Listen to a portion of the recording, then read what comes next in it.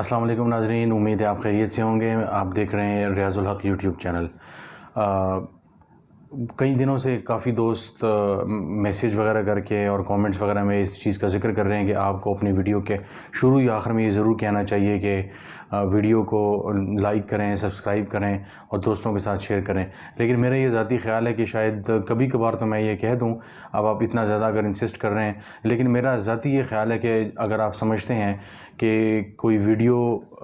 جو جنون جرنلسٹ ہے اور وہ اچھی ویڈیو کر رہا ہے، تو وہ ویڈیو جو ہے وہ نہ صرف سبسکرائب کیا جائے، اس چینل کو سپورٹ کیا جائے، کیونکہ اتنی زیادہ ڈس انفارمیشن ہے، اتنی زیادہ گھر بیٹھے جو ہے نا وہ تبصرے تجزیے کریں گے، فیلڈ رپورٹنگ ان سے کوئی تعلق نہیں ہے۔ تو مجھے آپ سب دوستوں کو بتانے کی ضرورت نہیں ہے کہ آپ میرے چینل کو لائک کریں اور بیل آئیکن کو دبائیں اور دوستوں سے شیئر کریں۔ اور اب آتے ہیں آج کی سٹوری کی طرف۔ تو آج میں آپ کو بتاتا چلوں کہ جیسے ظاہر ہے آپ سب کے علم میں ہوگا کہ مختلف چیزیں چل رہی ہیں، جس میں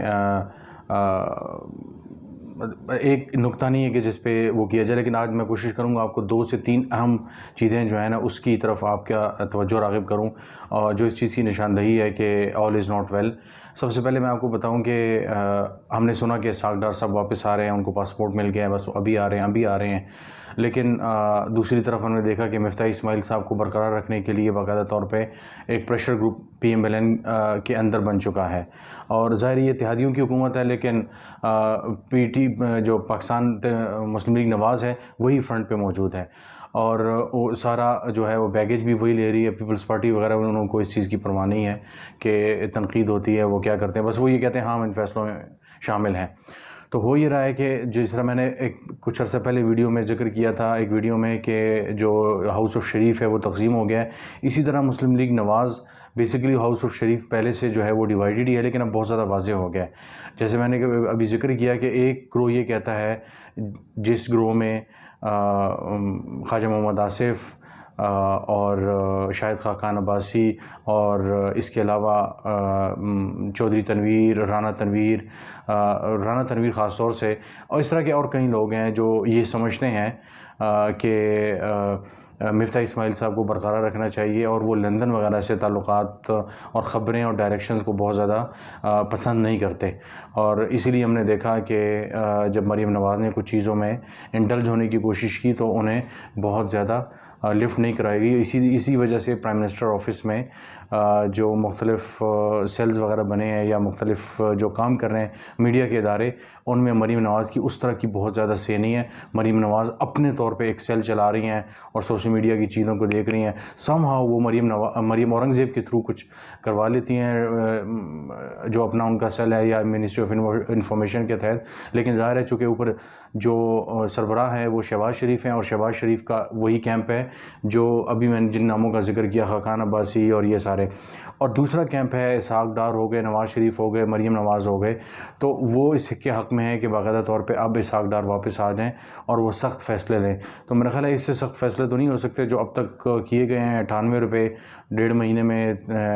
تقریباً تیل اور پیٹرول کی ڈیزل کی قیمتیں بڑھی ہیں، اب انٹرنیشنل مارکیٹ میں وہ نیچے بھی آ رہی ہیں، اور آج مفتاح اسماعیل نے کہا ہے کہ ہم اس کا فائدہ عوام تک دیں گے مناسب وقت آنے پہ۔ اوگرا کے ایک ذرائع کا یہ کہنا تھا کہ تقریباً اگر 15 دن تک مسلسل یہ قیمتیں نیچے آتی رہیں تو پھر شاید 5 سے 10 روپے قیمت کے کم ہونے کا امکان ہے پیٹرول کا، اور 24-25 روپے ڈیزل کا۔ تو فی الوقت مجھے تو نہیں لگتا کہ اس مہینے میں کوئی اچانک اگر جس طرح معاملات کچھ جس طرف جا رہے ہیں عالمی، تو شاید کچھ سچویشن بہتر ہو جائے۔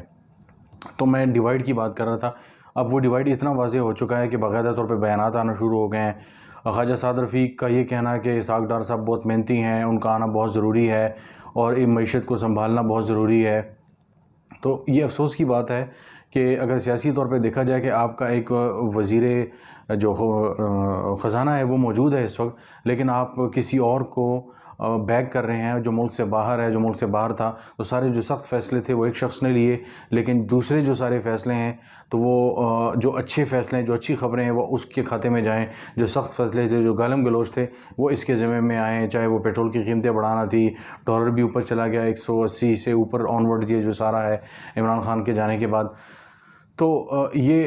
اس سے واضح ہوتا ہے کہ ایک جو ٹسل ہے وہ چل رہی ہے، اور کیونکہ نواز شریف صاحب بہت زیادہ مطمئن نہیں ہے، شہباز شریف صاحب بہت سے جو فیصلے کر رہے ہیں، اور وہ ذرا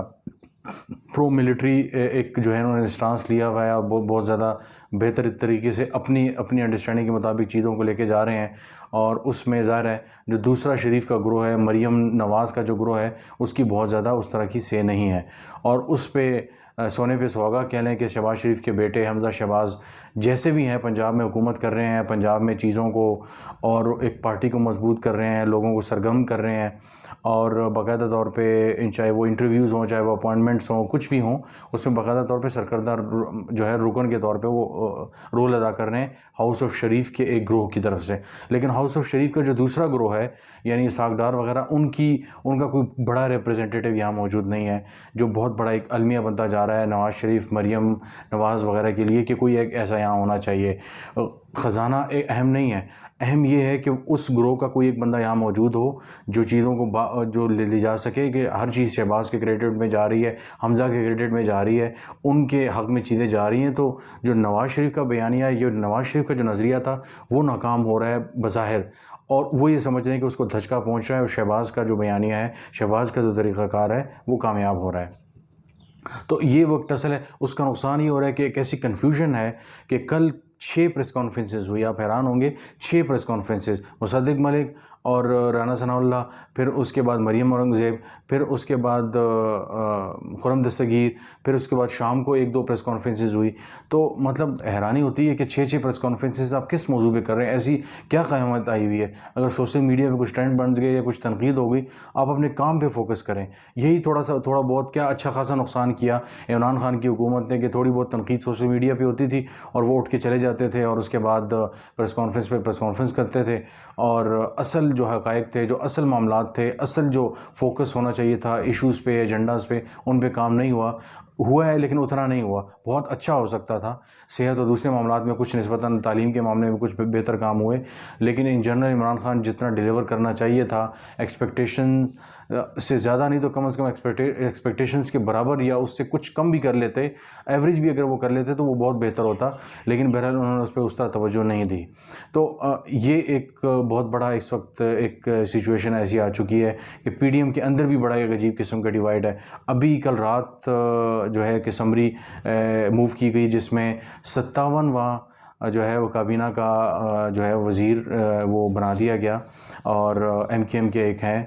صادق صاحب, ان کو بنا دیا انہوں نے. تو اب 57 ہو گئے ہیں, اب 3-4 دن میں شاید 60 تک بات پہنچ جائے. تو 60 رکنی کابینہ آپ نے بنا لی ہے, اور اس کی وجہ یہ ہے کہ کبھی آپ نے ایم کیو ایم کو خوش رکھنا ہے, کبھی باپ کو خوش رکھنا ہے, کبھی دوسروں کو پارٹیوں کو خوش رکھنا ہے. اس کی وجہ یہ ہے کہ آپ کی اتحادیوں کی حکومت ہے, تو آپ ایسا کوئی خطرہ مول نہیں لے سکتے. اور یہی وہ چیلنج تھا جو عمران خان کے لیے بھی تھا, لیکن اس وقت یہ چیلنج شدید تر ہوتا جا رہا ہے. اور وہ جس طرح مرغی اپنے بچوں کو قریب رکھنا چاہتی ہے تاکہ چیل عقاب ان کو لے نہ اڑے, اسی طرح اب یہ شہباز شریف صاحب کو پریشانی ہے کہ کس طریقے سے ان کو قریب رکھا جائے. کبھی ایک بھاگ رہا ہے, کبھی دوسرا گلہ کر رہا ہے, کبھی تیسرا گلہ کر رہا ہے. تو یہ وہ مسائل ہیں جس کی وجہ سے ایک